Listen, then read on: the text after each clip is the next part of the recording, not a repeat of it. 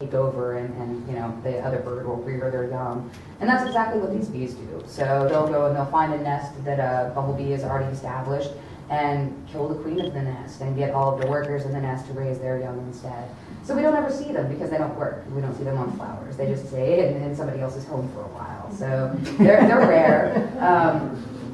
But we have some that are just kind of rare because we're in the periphery of their range, and so we don't see those as often. And then there's ones that are more common. So we've got the ones I'll be talking about are the common eastern bumblebee, Bombus impatiens. The two-spotted bumblebee is Bombus bimaculatus, and the brown-belted bumblebee is Bombus griseicollis. And these are the ones that you're most likely to see around here in Fayetteville. Also, there's the American bumblebees, Pennsylvanicus, which I mentioned before isn't as common as it should be.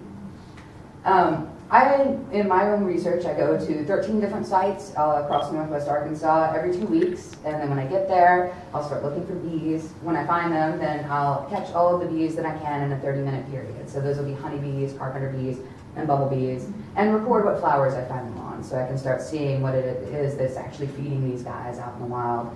I've got some sites, these ones in green are the remnant prairie sites run by Arkansas Natural Heritage Commission.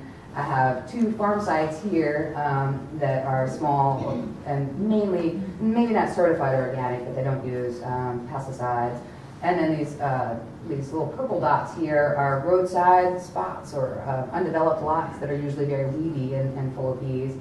And then these little orange ones right there are the Fayetteville Natural Heritage Association wildlife habitat plots that, thanks to Bob and Terry, they convinced me that I should add to my regular sampling runs. So last year, I met with Bob and Terry, and they said you should take one of these sites that we have here in town that are the Wildlife Habitat Project sites and restoration areas and see if you can get one in each compass point. So we have Lake Fayetteville up here in the north, the Noland over here in the east, World Peace, the tiny little one down here in the south, and then Woolsey, the great big one over here in the west.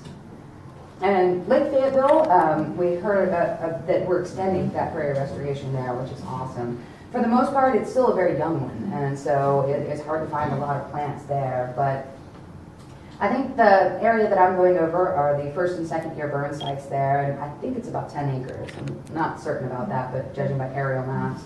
And most of the time during my field season, it felt a lot bigger than that cutting trees. And the tree part, that was a lot bigger of that other area there. But this is just the part I wander in, like all 10 acres. But it was mostly barren ground.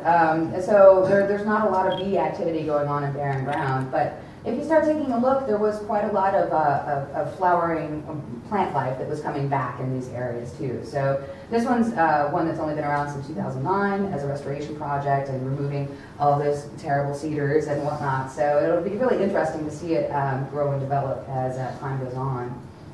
We've got World Peace Wetland Prairie, which is just an amazing spot.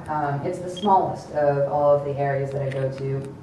And it's, sorry, the picture's so dark. It's 2.5 acres, and its restoration there has been going on since 2005. It's a wild place, and I highly recommend that you wander around there. And Aubrey is definitely at the helm of World Peace. He's been documenting what's been going on there the whole time.